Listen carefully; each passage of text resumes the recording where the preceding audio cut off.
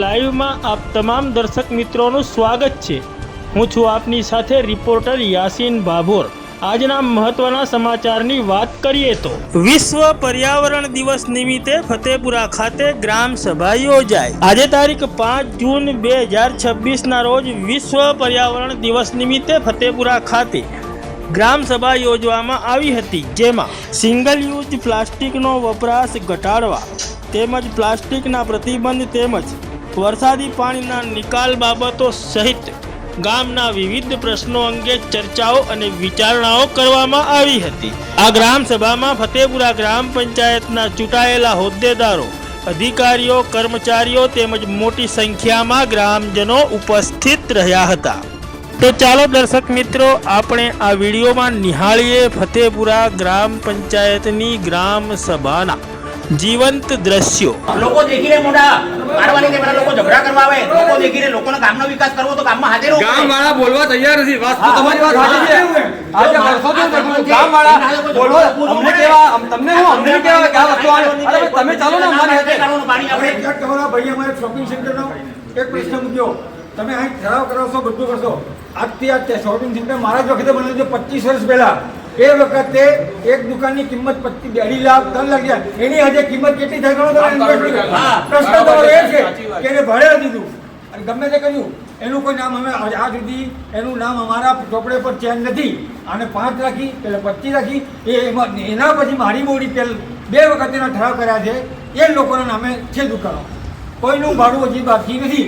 એક જ જણનું કીધા 1-2 દિનનું ભાડું બાકી હોય તો મને લો, અમે તાત્કાલિક એટલે આપણે પણ બેટા ગળો તે દુકાન આવી દીધી હોય તો એની કરવાની ખાલી એમાં નિયમ ખરો, નિયમ ખરો એગ્રીમેન્ટ છે ને કરવા કે તે ટાઈમ આલે દુકાન ચર્ચા કરી શકાય કે ભાઈ તો રાત નથી મેડમ હવે એવું કહેવા જઈએ ને આ મારો માણસ છે હળદજી આવી એ લખી આલે હું કરું બતાવો પંચાયત હું કરી શકે બધાને ખબર છે ને યાર કેમ નથી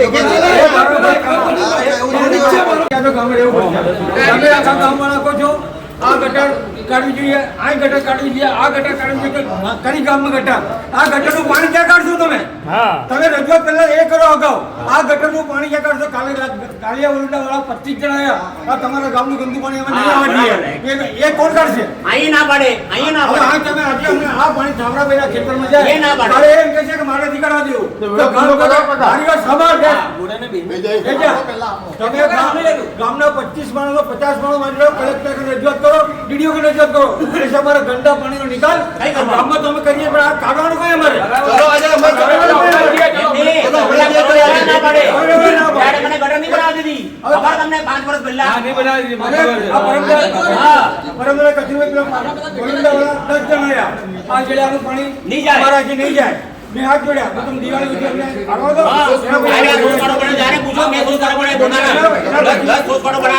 એના પછી અમે શું કર્યું, પેલા તાજેતર માજી ધારાસભ્ય સંસદ સભ્ય પ્રભાબેન એ આવ્યા, તો એમને શું કીધું કે અમને કોઈ બી હિસાબે આ ભૂગર્ભ ગટર જેમ કરી છે એમ નદી પર અમને પાણી લઈ જવા માટે ઠરાવ કરી આવેલો। પછી આપણો સ્વાગતમાં એક પ્રશ્ન મુકાયો, સ્વાગતના પ્રશ્ન પછી આ આખો પકડાઈને કાર્ય નિયમો ઉભી દીધો।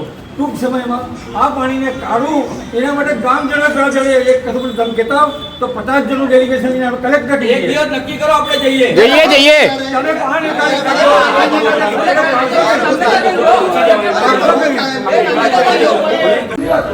રસ્તાનો 12 મીટર બજારમાં લેવાતો નથી।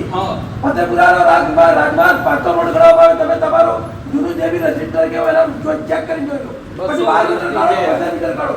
ફતેપુરા બજાર છે, તમે છત્રાપુર બજાર જાલો ભરત ટાવરથી આગળ જાવ, બજાર 12 વર્ષથી છે આ રોડ 12 મીટરમાં આવતું નથી। દરેક જગ્યાએ ગામમાં તમને બી ખબર છે બાયપાસ રોડ આવેલા છે પાછા એ આ લીમડીમાં જોઈ લો તમે, દરેક જગ્યાએ બજાર કોઈ બજારમાં 12 મીટરનો લાઈન આપતો નથી, બજારનો રોડ જ નથી, બાયપાસ રોડ રાજમાર્ગ નીકળે બધી ફતેપુરાનો રાજમાર્ગ પાછલો પ્લોટ છે, તમે તમારા ચોકડામાં દેખાડો, આગળ બીજા રોડ કાઢો।